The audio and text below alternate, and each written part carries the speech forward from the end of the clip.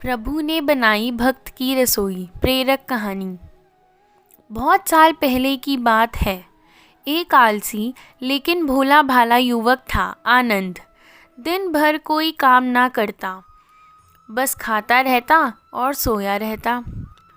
घर वालों ने कहा, चलो जाओ, निकल जाओ घर से। कोई काम धाम नहीं करते, बस पड़े रहते हो। वह घर से निकलकर यूं ही भटकते हुए एक आश्रम पहुंचा। वहां उसने देखा कि एक गुरुजी हैं। उनके शिष्य कोई काम नहीं करते, बस मंदिर की पूजा करते रहते हैं। उसने मन ही मन सोचा, यह बढ़िया है, कोई काम धाम नहीं, बस पूजा ही तो करनी है। गुरुजी के पास जाकर पूछा, क्या मैं यहाँ रह सकता हूँ? गुरुजी बोले, हाँ हाँ, क्यों नहीं, लेकिन मैं कोई काम नहीं कर सकता। भक्त बोला। गुरुजी ने कहा, कोई काम नहीं, बस पूजा करनी होगी। आनंद, ठीक है, वह तो मैं कर लूँगा। अब आनंद महाराज के आश्रम में रहने लगा। ना कोई काम, ना कोई धाम, बस सारा दिन खाते रहता और प्रभु की भक्ति में भजन गाते रहता। महीना भर हो गया। फिर एक दिन आई एकादशी। उसने रसोई में जाकर देखा, खाने की तैयारी हुई नहीं थी। उसने गुरुजी से पूछा, आज खाना नहीं बनेगा क्या?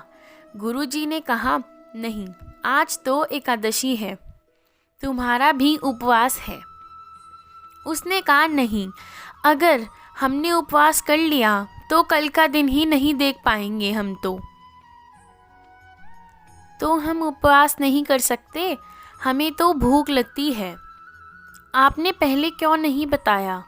गुरुजी ने कहा, ठीक है, तुम ना करो उपवास, पर खाना भी तुम्हारे लिए कोई और नहीं बनाएगा, तुम खुद बना लो। मरता क्या ना करता। गया रसोई में। गुरुजी फिर आए।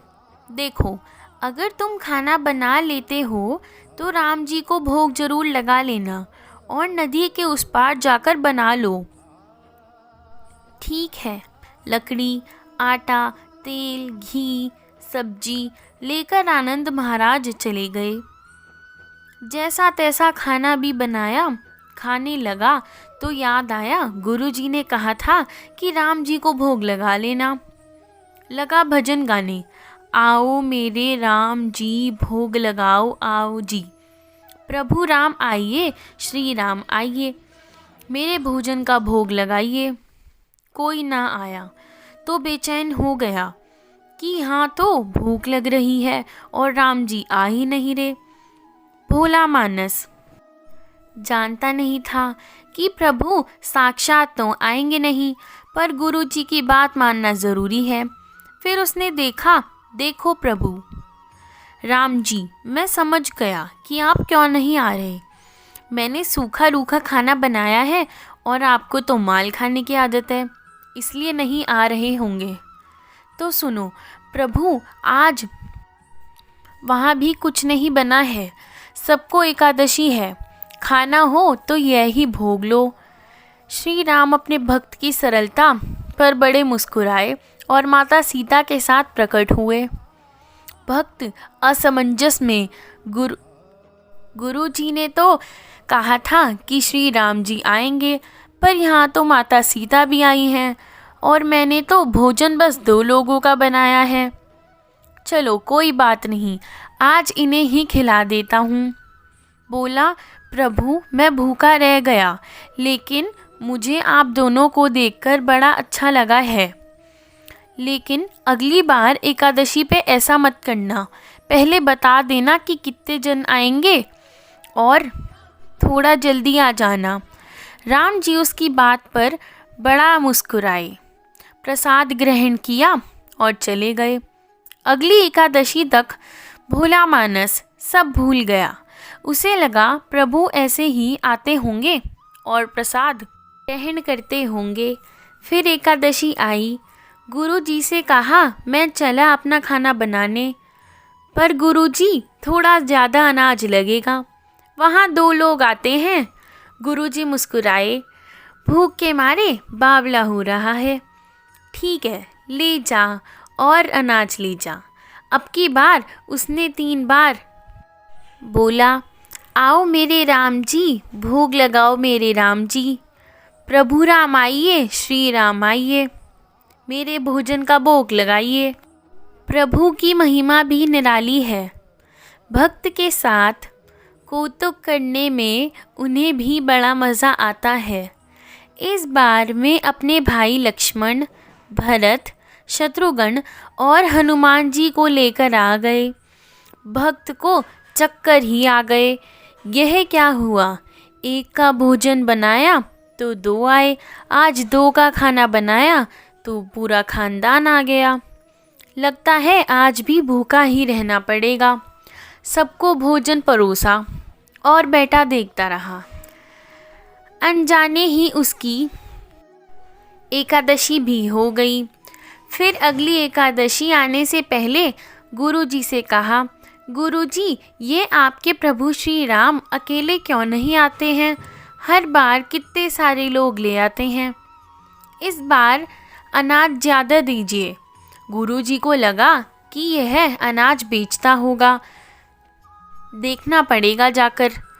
भंडार में कहा, इसे जितना अनाज चाहिए दे दो, और छुपकर उसे देखने चल पड़े। इस बार आनंद ने सोचा, खाना पहले नहीं बनाऊंगा, पता नहीं कितने लोग आ जाएं। पहले बुला लेता हूँ, फिर बनाता रहूँगा।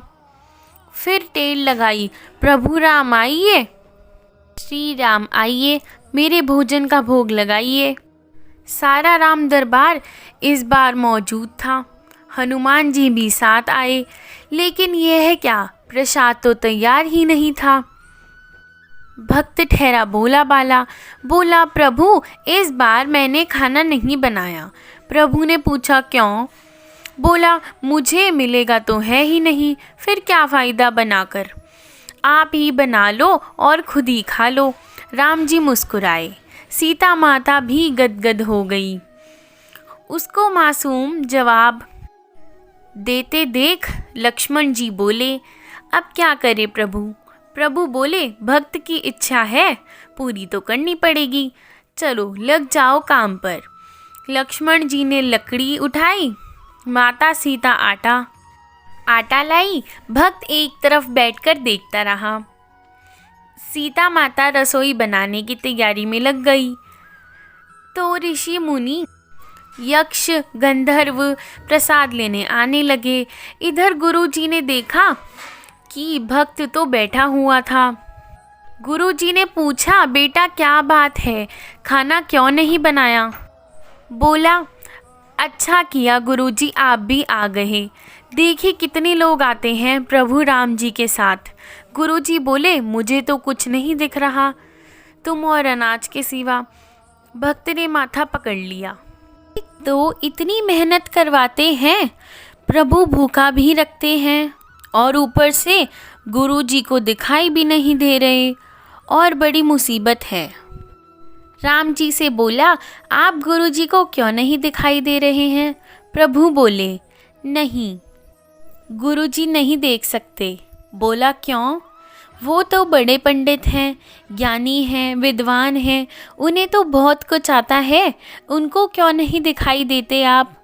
प्रभु बोले, माना कि उनको सब आता है, पर वो सरल नहीं है तुम्हारी तरह, इसलिए उनको नहीं दिख सकता। आनंद ने गुरुजी से कहा, गुरुजी, प्रभु कह रहे हैं कि आपको नहीं दिख सकते, इसीलिए क्योंकि आप मेरी तरह सरल नहीं हैं। गुरुजी रोने लगे। वाकई में मैंने सब कुछ पाया है, परंतु सरलता नहीं पा सका तुम्हारी तरह। और प्रभु तो मन की सरलता से ही मिलते हैं। प्रभु प्रकट हो गए और गुरुजी को भी दर्शन दे दिए। इस तरह एक बार एक भक्त के कहने पर प्रभु ने रसोई भी बनाई। यह कहानी एक लोक कथा पर आधारित है। धन्यवाद।